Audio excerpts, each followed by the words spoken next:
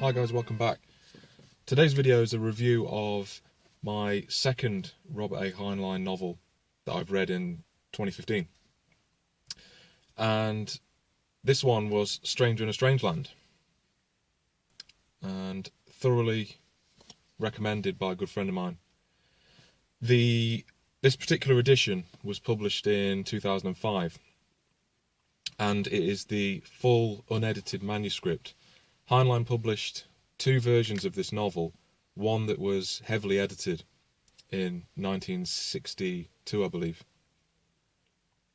on the basis that it was very provocative for the time and controversial, especially with its attitudes towards free living, communal type activities and so on, and ultimately society just wasn't ready for it at the time in the United States.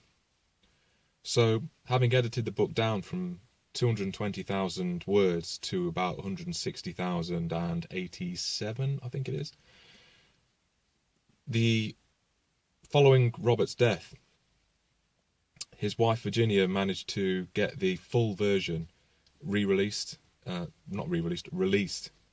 to the public at large. And I think that, although I haven't read the original edited version, I think that this version certainly is better, and that supports the opinion of Robert himself and also his wife.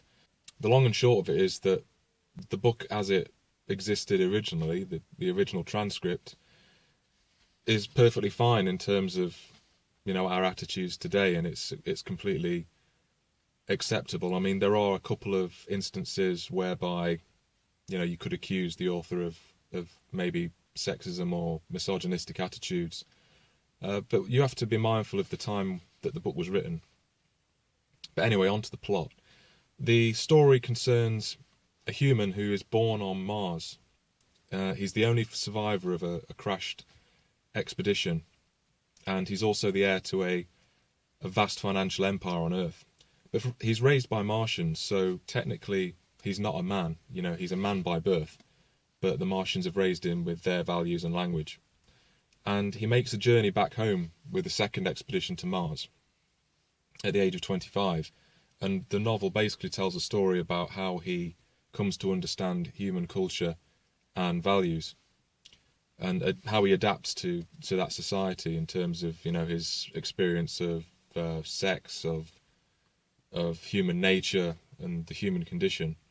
And there really is some memorable dialogue. I mean, personally, I think that Mike is a very good character anyway. You know, he's not a bad protagonist. But for me, Jubal Harshaw is the hero of the book. He's just has some brilliant dialogue. He's a bon vivant, a philosopher, if you will. He's an agnostic.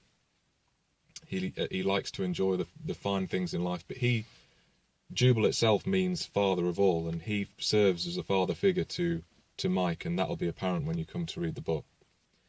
It's certainly a provocative book, and I don't mind that. I think that's good, and I do strongly urge you to read it. It's certainly worth picking up. There's some very memorable quotes, and I'm going to share some of those in a video as part of my 10 great fictional quotes series. And I'm pretty sure you'll get some value from them. So, all in all, I think that this book is a landmark title in the science fiction genre.